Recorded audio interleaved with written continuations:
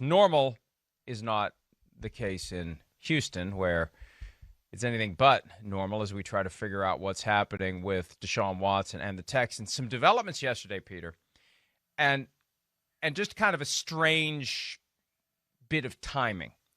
David Culley had a press conference yesterday afternoon, but not long before the press conference began, news emerged of an interview that he did with Jim Trotter and Steve Weiss, the Huddle and Flow podcast and NFL media production. And Culley said some things then that would prove to be different than the things he would say at the press conference regarding the status of Deshaun Watson. So let's begin with Culley, his appearance on the Huddle and Flow podcast, talking about the relationship between the Texans and quarterback Deshaun Watson. Will Deshaun Watson be the starting quarterback for the Houston Texans in 2021?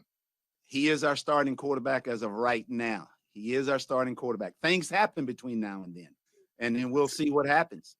See, Jimmy, Coach, you just opened the door. With the right now. You just opened the door with the right now. Exactly. You've been around, Coach. You know better.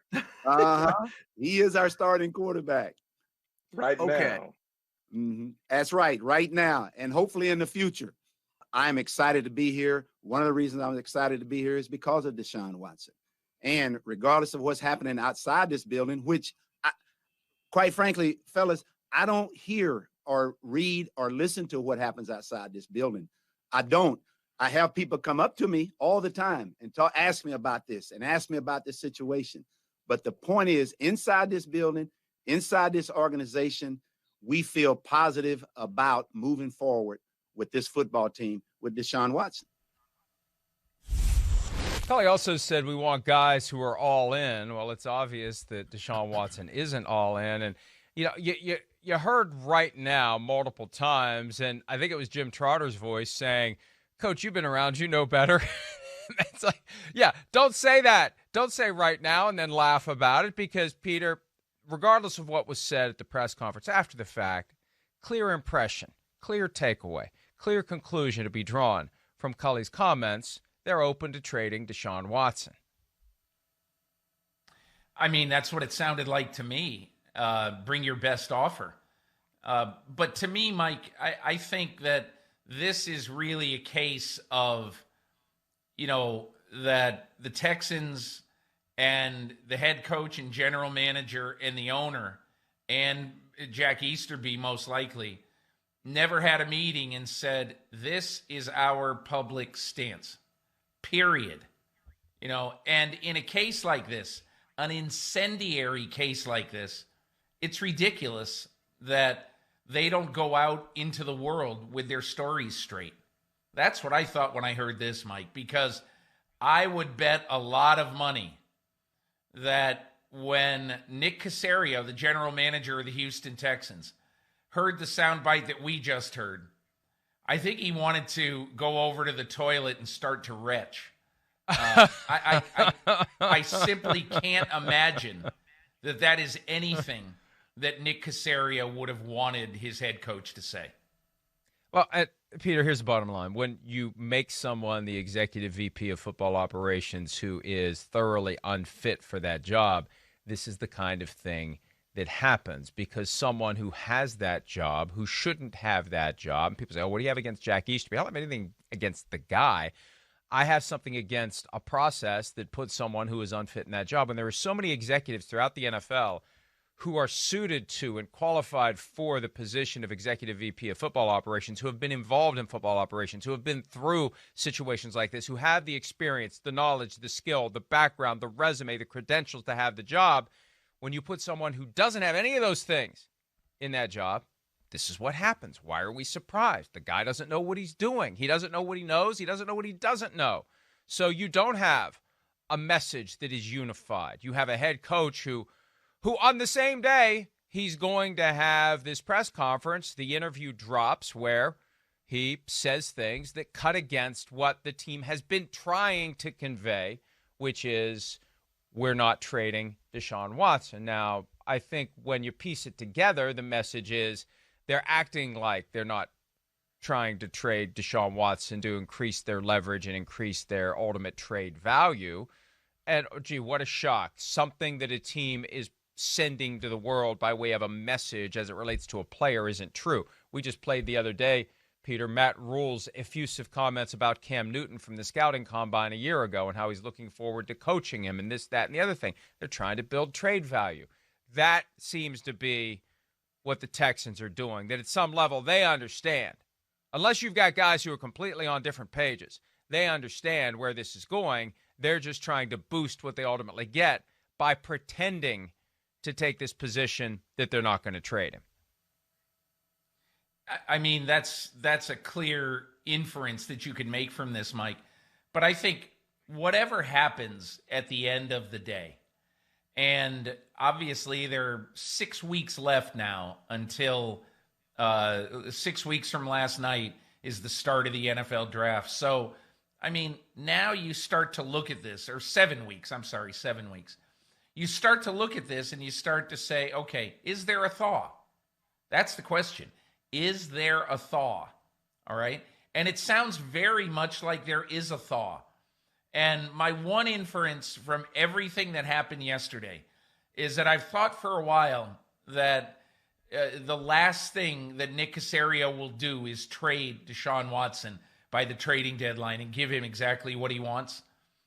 Not by the trading deadline, but by the first night of the draft. But to me, I think yesterday, the events of yesterday start to tell me that Deshaun Watson, there's a very good chance he will be traded by then. Whether it was Nick Caserio or Cal McNair or Jack Easterby or someone else, someone got to David Culley before it was time to have his press conference yesterday afternoon, roughly a half hour after the quotes began to emerge about right now, and we want players who are all in. Here is some of Culley from yesterday when the question of Deshaun Watson inevitably and repeatedly came up. Hey, Coach Culley, you've said repeatedly the team is committed to Deshaun Watson. Is he committed to you and the team? Yes, he is. How do you know that? Well, he's a Houston Texan, and again, I know that. I feel like that with the commitment that we've made to him, and I feel like that same commitment will be there with us also moving forward. Now, that specific question, Peter, came after about 5 minutes of efforts by reporters to attack this from every way possible to get Culley to talk about Watson. Initially, Culley said he's not going to talk about any of the things he's spoken to Watson about, but then he would later claim Watson's committed to the team. How's he committed? Well, you never heard Culley say, he told me he's committed. Culley's making this clumsy inference. Well, we're committed to him, so he's committed to us. Come on. We all know what's gone on. And unless they're going to push back aggressively against the perception that's baked in over the course of the last 2 months that Watson wants out, none of this stuff is going to be plausible. And at times yesterday, Culley was essentially taking this position that I don't know anything about any of this. I don't have any reason to think he wants out. He said nothing to me to make me think come on. If the prevailing thought that literally has been around for 2 months now is untrue, you got to do a lot more to push back against it than to act 2 months later like you don't know what the hell people are talking about, Peter.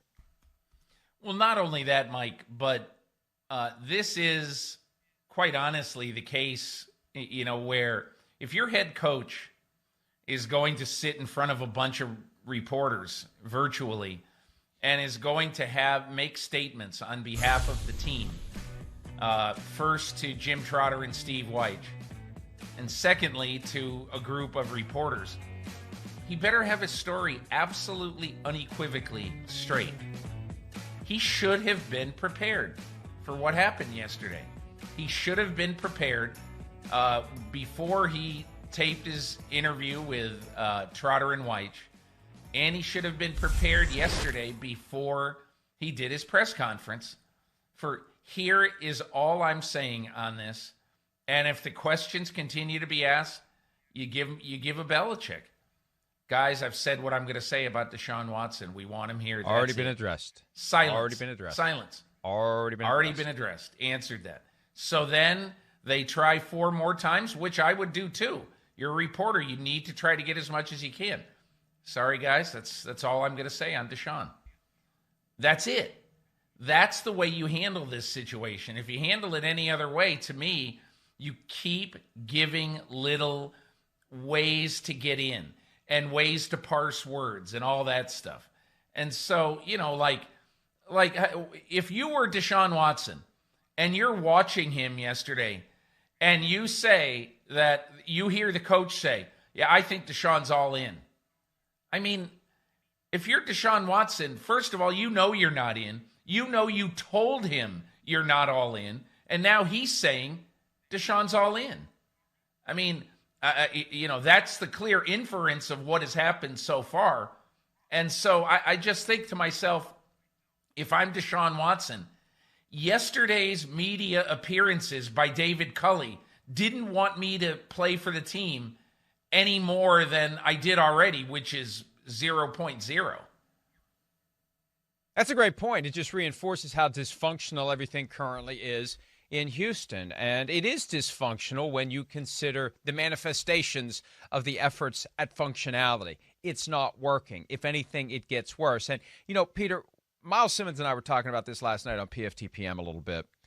And since I'm as unqualified as Jack Easterby to run a football operation, here's my 2 cents on what I would have done.